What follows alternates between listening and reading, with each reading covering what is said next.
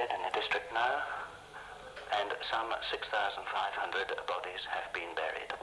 In a country house in Yorkshire, TVI watches local government officers on a grim exercise, how to run their part of the country after a nuclear attack on Britain.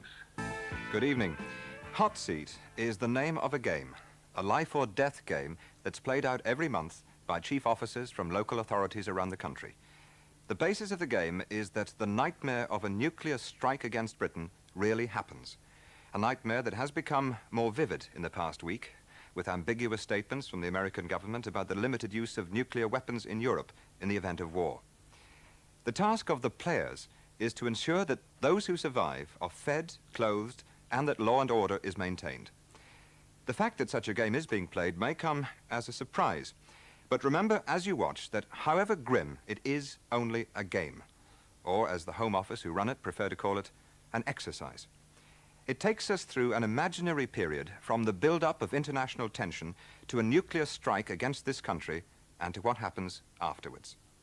The game is played in tranquil surroundings in the country house which is now the Home Defence College at Easingwold in Yorkshire. War is an act of force, and to the application of that force, there is no limit. And I refer to a nuclear attack on this country, which could, and I emphasize, could possibly happen. I don't think anyone can quite realize the effects of a nuclear explosion until you actually see one. And heaven forbid, I hope sincerely that we never experience it. But while they're at the college, these players of the hot seat game will fictitiously experience it. They come from all over Britain, officers of health, housing, transport, treasurers and surveyors. Altogether, 50 have been sent here by local authorities to play the roles that would be theirs in wartime. But before they start, briefings on what nuclear conflict means. The realities of life are that even if we were to withdraw from the NATO alliance and be prepared to submit unconditionally to any threat from the Warsaw Pact powers, we could still not guarantee escaping the worst effects of a nuclear war waged between the major alliances. Warning time is now measured in days rather than weeks. Therefore, there is a need to maintain a higher state of readiness. Looking at the police role generally, I think it becomes obvious that the calls on the service are likely to be many and varied, particularly pre-attack, when the possibility of war becomes evident. They might be complicated by anti-war demonstrations and even by industrial unrest.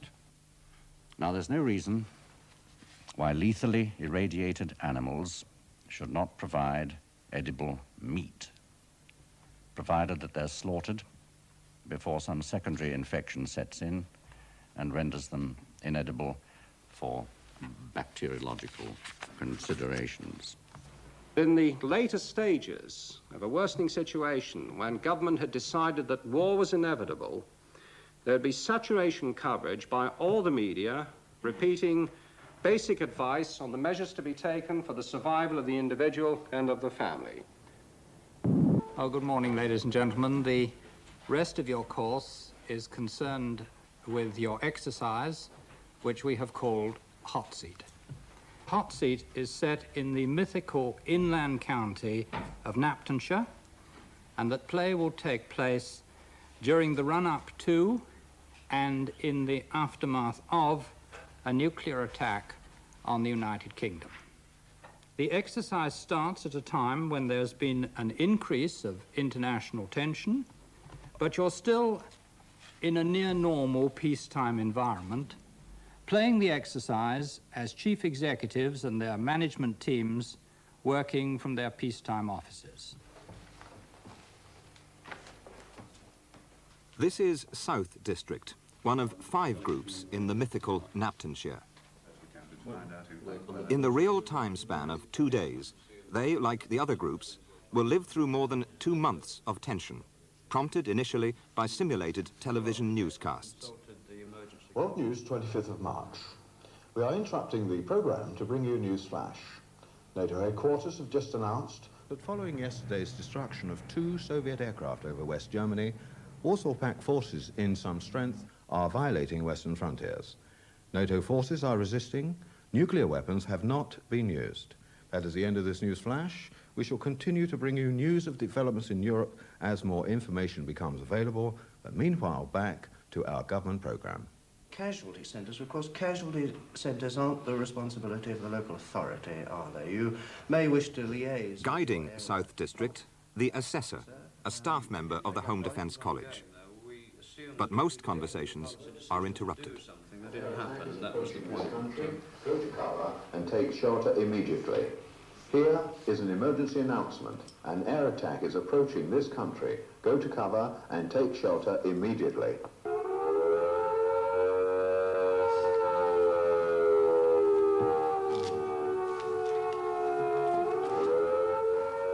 Philip, what do you assume from that? I mean, what do you do?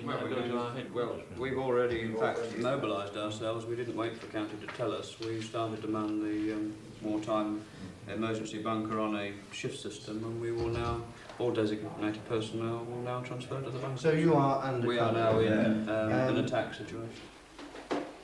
The full-time staff base themselves in a central room. They're known as game control. They feed in information, acting out roles in the world outside. Divisional Police Headquarters here at Newbridge. Can I help? Game control's other function is to monitor how the players of the game are coping with their task. Okay, if we could just pull the tables up to there. This one there, and then I've got a view of the entire operation. South District personnel have now moved to their underground bunker. Their leader, their controller, is in real life a district council secretary. It's now up to him to arrange his so-called wartime headquarters, the tables, the hard-backed chairs that have replaced the armchairs, and to organize his staff. We've got some badges here. We're going badge man, I think. There are helmets. Just in case you don't know what you are. World News, 26th of March. Here is a news flash.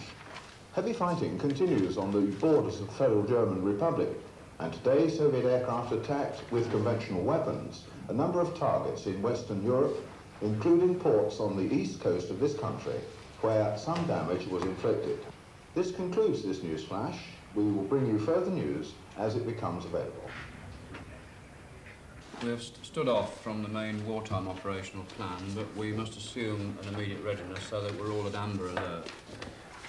But to a certain extent, the instructions to our deputies to maintain operational day-to-day matters, it still stands, and we are still on a war footing. World News, 30th of March. Here is a further news flash.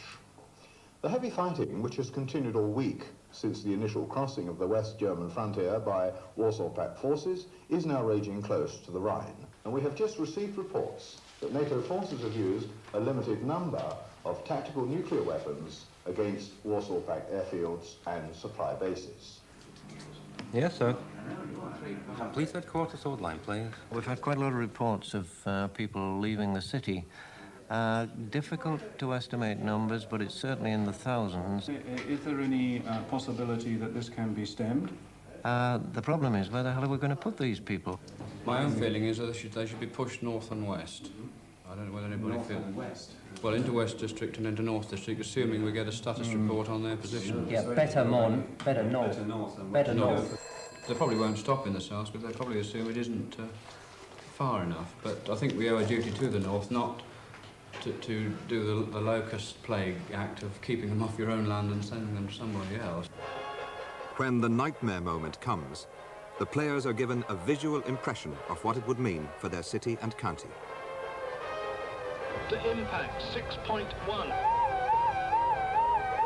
Warning red.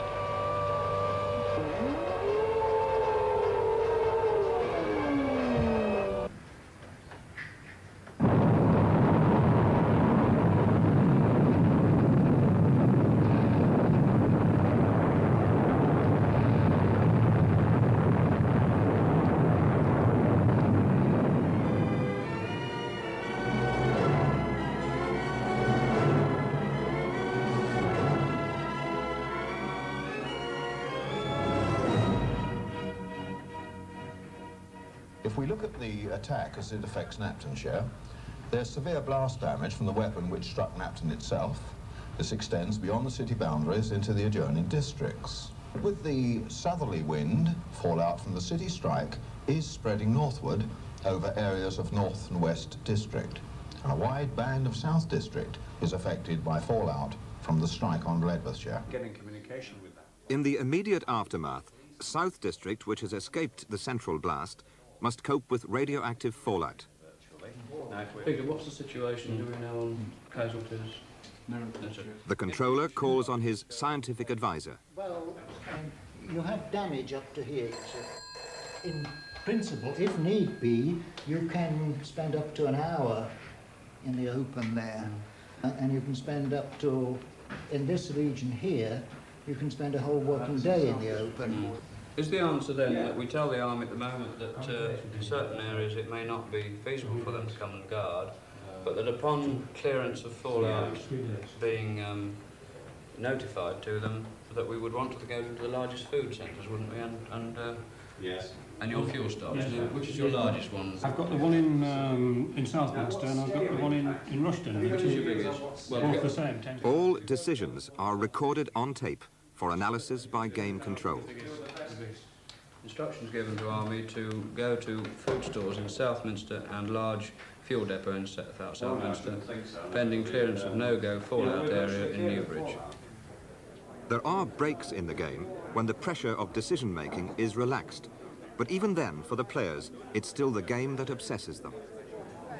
The real casualty figures coming in from the north and the city, you're going to have the problem of knowing where you start. How many were there? How many are there?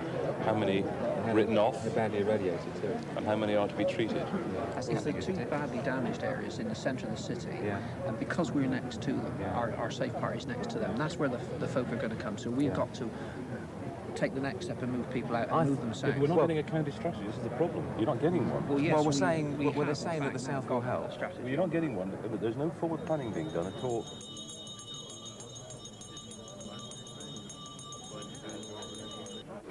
As the hot seat exercise moves through its fictitious game time of 2 months, there are also meetings of the specialists from each district, food, manpower, works officers, and of those who would have to exercise overall authority, the district controllers with the county controller. I'm deeply worried about our food stocks, our fuel stocks are desperate. I've got the county scientific... The county controller for hot seat is in real life a borough chief executive. Must have information back for everybody's benefit on what your resources are on the ground in the respects you'll identify and what uses you can make of them and what your needs are. That's why we made an urgent request following the call-up of the slaughtermen to keep the hides.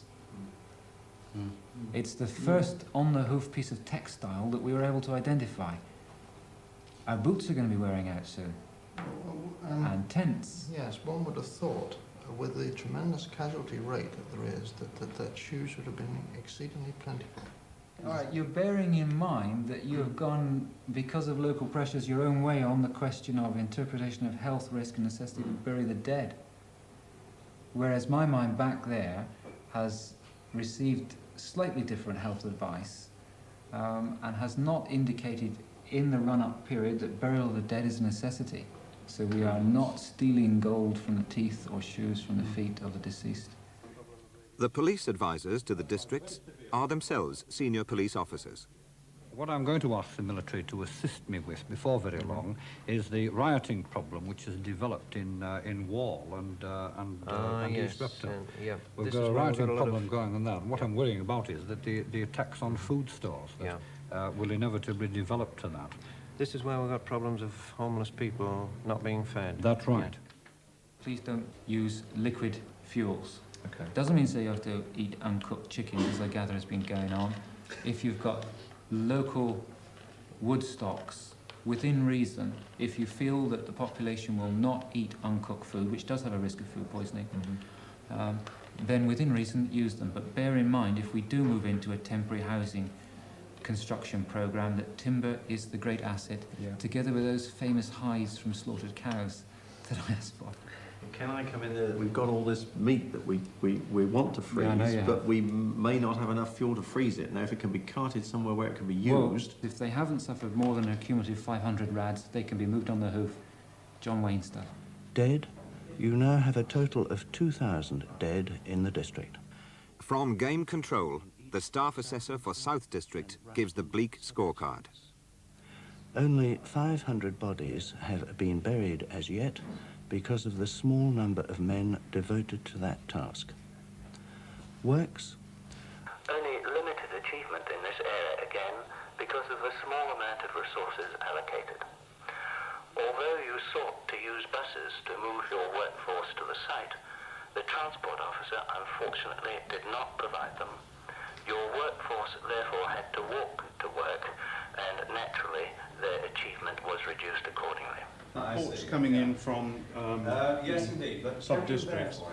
Southminster has still got capacity in its auxiliary rest centre. Only sign of trouble is an armed gang looting a warehouse. Newbridge, both how long will that take you? prepared and auxiliary are full, with about 1,000 sick. Situation there. Game Control, at the end of the second day in real time, in game time 2 months after the blast, start to sum up how the local authority officers have performed. In period 6, you ran out of food in the rest centre, in the emergency feeding centres. I don't think we need quibble about that. I mean, you were short of 10%. 10% is not as bad as the situation was in City, was it? And the other factor on food, you started emergency feeding at D+15. Was that too soon, too late, or in retrospect, was it just about right? Well, George, you were the food officer. How do you feel? The intention was that the public as a whole would have their own supplies for 14 days, and it was intentionally done that we would rely on them to feed themselves for that period, and it was not until that period had expired that we decided it was necessary to change over to emergency feeding. So you think the decision was intentional. Well, it was done that way, and I think it proved to be reasonable. Caused slight law and order problems in West Brisley? Philip, you... I think it's inevitable, isn't it? You've got to take a decision and you've got to stick to it. I personally, I deep down thought that George's decision, which I accepted, was wrong, not to feed until that time, but I now come to the conclusion it was the right decision to take. In law and order, well, it's an inevitable consequence of the position we face. I mean, you mentioned earlier that carping as to meat going bad, and that, I think, the point is taken. The raids and the law and order problem are, to a certain extent, a matter not within our control. You couldn't have blanket coverage of all food stores. You cannot tell people... Why, because you hadn't got the manpower? I haven't got the manpower, the police haven't got the manpower. You can't tell people not to be renegades. They become renegades. In the final session, the controllers meet in the presence of all the other players. Well, can I say I think food's going to be our main problem? Yes, Dan's problem is food. Ours was lack of it, and that's led to what, quite frankly, is a disaster. The city controller, whose area was worst hit, in real life he's a borough treasurer, takes on the county controller. Pretty awful. But during this last period, we've lost 30,000 people. Now, those 30,000 people died as a result of a lack of provision of food, which in fact was available. Your decision to close down communications from the 1st of May did in fact prove to be a real problem. We couldn't make contact with you when in fact we needed to rather desperately. Now, as a result of those deaths, we have a dreadful situation whereby we need to bury 58,000 people. In total, 106,000 have died, in fact. We've only buried 48,000 of those. And of course, with masses of people, and we have some 88,000 people left, we have an urgent situation now where those must be fed, and that has been a problem previously. We'd had civil disorder, we'd controlled it, now it's going to come back, because people's worst fears have in fact been well-founded. They weren't fed properly. And as a result of lack of food, not only have we got medical problems, not only have we got the likelihood of civil problems, but of course we're not carrying out any work at all. Having looked back on 2 months of bureaucratic rule, the county controller now faces up to the need for some kind of local democracy. What I said earlier on is that I think we're fighting the real war of anarchy, disease and starvation. And we've discussed several times whether, in fact, like it or not, and drag screaming into this horror, we're well equipped and structured to deal with it. My proposal is that we should retain our emergency committees and enlarge them with the leaders that the community has recognized, election or not, as having emerged. And provided it doesn't get too big. Providing it doesn't get too big. And then gradually move that way back towards community control of its own affairs, because I think we're doomed if we think that we can tell these people for much longer what we around this table think one's doing and they think something else. The game is over. But before they leave, the players are reminded by the acting principal of the Home Defence College of how difficult their task would be in a real war. One of the worst problems you'll run up against is taking today's attitudes and practices, routines and prejudices with you into your thinking in the post-attack era. For example, it would not be an offence to park on a double yellow line post-nuclear attack, but it could be an offence to have 2 loaves if your ration is deemed to be 1. On an exercise, I once heard someone say, you can't sound the black warning, that's the warning that sends people to cover because fallout is coming, because it's night time and people will have gone to bed and will be asleep. How wrong can you be? In the health world, I heard an ambulance officer say, I've got 5,000 gallons of petrol. We'll use it for my ambulance runs. Well, think this through. Mightn't the controller want it for moving food? I've heard a manpower officer say, right, we want 24-hour coverage. That means 3 shifts of 8 hours. Well, think this one through. Mightn't normal working practices no longer apply? One of the big faults is taking today's attitudes and practices into your thinking on the post-attack era. You see, the run-up to an attack and the post-attack environment is something we've never experienced before. And it does take a conscious effort to drag yourself away from today's ideas and project yourself into a situation which is completely new to you. Less new to the players of Hot Seat than to those who haven't played it. Afterwards, we asked for their assessment of their 2 days under game control. I think it's been of incredible value, personally. We arrived to play the game, and because it was only a practice, you didn't have those outside pressures on you. The other factor is, of course, you haven't got the bomb. I mean, however much you simulate it, and of course, I think the adrenaline was probably flowing in our group anyway because of the camera. You haven't got that adrenaline factor of being separated from your family and thinking, my God, the bomb's going to go off any minute. That's pre-attack, and post-attack, you've got that. You must have an awful numbing silence. I would have thought. What are we going to do now? You must be wondering what would be the difference between what we're doing here in the game, in the exercise, and what it would be like on the day. You haven't got the fact that if you make a wrong move, an assessment the next day says to you, oh, by the way, you made the wrong move, but we assumed you meant such and such, and therefore we corrected, and we went so and so. You know that if you make the wrong move, the chances are that 10,000 people are probably dead.